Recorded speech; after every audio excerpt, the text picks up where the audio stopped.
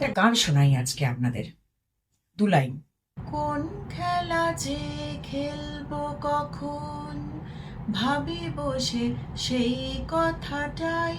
কোন খেলা যে খেলবো কখন, ভাবি বসে সেই কথাটাই। কোন খেলা যে খেলবো কখন, তোমার আপন খেলার সাথী করো, তাহলে আর ভাবনা তো নাই। আপন খেলার সাথী করো, তাহলে আর ভাবনা তো নাই।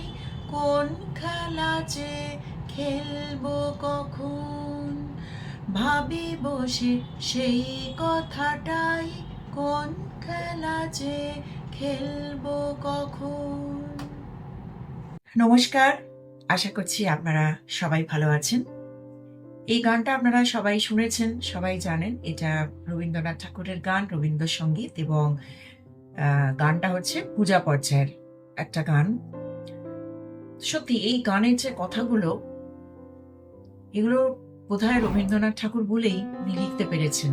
আর আপনারা যদি গানটা নিয়ে গভীরভাবে ভাবেন, আমি দু লাইন শোনালাম, তো গানটার এটাই বলতে চাইছে, গানটার যেটা এসেন্স, যেটাকে বলে অন্তর্নিহিত অর্থ, সেটা দেখুন যে এটা তো পূজা পর্যায়ের গান। এবং এরকম রবীন্দ্রনাথ ঠাকুরের তো অনেক গান আছে যেগুলো পূজা পর্যায়ে, যেগুলো প্রেম পর্যায়ে, এইভাবে উনি গানগুলোকে সাজিয়েছেন।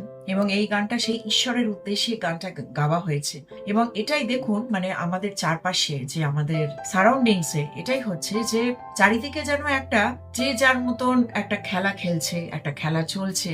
এবং এটা সেই স্বামী বিবেকানন্দ বলেছিলেন না, এটা হচ্ছে একটা জিমনাসিয়াম, একটা যেখানে মানুষ নানান ভাবে তাদের নানান রকমের খেলা দেখাচ্ছে। এবং সত্যি মানে আমরাও নানান রকমের জিনিস দেখতে দেখতে দেখতে দেখতে এই যে ড্রামা, এই যে পৃথিবীতে আমরা সবাই বলি যে আমরা আমাদের যে পার্ট প্লে করার, আমাদের যে রোল, সেটা প্লে করার জন্য আমরা এসেছি। তো সেখানেই দেখুন আমরা সবাই একটা কিরকম উদ্দেশ্যহীন ভাবে আমরা আমাদের পথে চলছি, যার কোনো একটা ফিক্সড এম নেই, কোনো টার্গেট নেই, কোনো লক্ষ্য নেই। এবং আমরা এই ঘুরে চলেছি। এবং আমরা এই যে খেলা দেখছি এবং নিজেরাও যে সেই পথে চলছি, সেটা ভালো হোক সেটা মন্দ হোক, তো আমরা সবাই যেন সেই কনফিউশনের মধ্যে আছি। আমরা ভেবে পাচ্ছি না যে কোন পথে গেলে আমরা সেই প্রকৃত আনন্দের একটা সন্ধান পাবো, একটা শান্তির আশ্রয় পাবো। এবং দেখুন চারিদিকে এই গানটা সেটাই কথাটা, যে কোন খেলা যে খেলবো কখন, ভাবি বসি সেই কথাটাই। তো সেই কথাটাই যেটা রবীন্দ্রনাথ ঠাকুর, দেখুন গানটা কত বছর আগে উনি লিখে গেছেন। তো সেটাই যে কোন খেলা যে খেলবো কখন, কিন্তু তোমার আপন খেলার সাথী করো। অর্থাৎ তিনি সেই ঈশ্বরকে বলছেন যে তোমার খেলার সাথী যদি তুমি আমাদের করো, তাহলে সেখানে কিন্তু আর কোনো চিন্তা নেই, কোনো ভাবনা নেই। তো সেই পরিপ্রেক্ষিতে গানটা আমার মনে পড়লো যে সত্যি আমরা নানান রকমের জিনিস দেখছি, আমরা টিভি চ্যানেলস বলুন, নিউজ পেপারস বলুন, আমাদের চারপাশে যে কত কি হচ্ছে সেটা আমরা দেখছি। নানান মানুষ নানান ধরনের পার্ট প্লে করছে, খেলা খেলছে। কিন্তু প্রকৃত অর্থে যদি সেই খেলাটা যদি আমরা সেই ঈশ্বরের সঙ্গে করতে পারি, তাহলে সেখানে কিন্তু আর কোনো চিন্তা থাকে না, কোনো ভাবনা থাকে না। হ্যাঁ, আমার কথা শুনে আপনাদের অনেকেরই মনে হচ্ছে যে সে আমি কি নিয়ে কথা বলছি, কি সাবজেক্ট নিয়ে আলোচনাটা রাখছি। এটা হচ্ছে সেই ঘুরে ফিরে আবার আসছি যে স্পিরিচুয়ালিটি নিয়ে কথা, আধ্যাত্মিকতা।